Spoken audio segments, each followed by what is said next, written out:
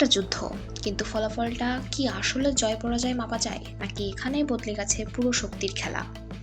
মাত্র ৩৯ দিনের রক্তক্ষয়ী সংঘর্ষের পর ইরান ও ইউনাইটেড স্টেট ২ সপ্তাহের যুদ্ধবিরতিতে রাজি হয়েছে। কিন্তু বিশ্লেষণ বলছে এটা শুধু যুদ্ধ থামা নয়, বরং কৌশলগত এক বড় মোড়।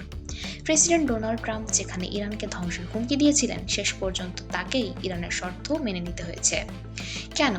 কারণ হরমুজ প্রণালী নিয়ন্ত্রণ করে ইরান সরাসরি বিশ্ব অর্থনীতির উপর চাপ তৈরি করেছে।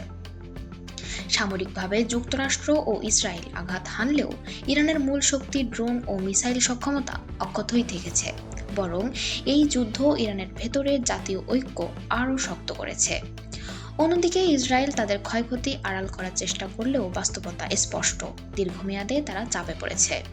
সব মিলিয়ে প্রশ্নটা স্পষ্ট, এই যুদ্ধ কি আসলে ইরানকে দুর্বল করছে, নাকি আরও শক্তিশালী করে নতুন এক বিশ্ব বাস্তবতার জন্ম দিয়েছে? সম্ভবত উত্তরটা সহজ, যে শুধু টিকে থাকে না, বরং চাপের মধ্যেও নিজের অবস্থান শক্ত করে শেষ পর্যন্ত, তাকেই বিজয়ী বলা যায়।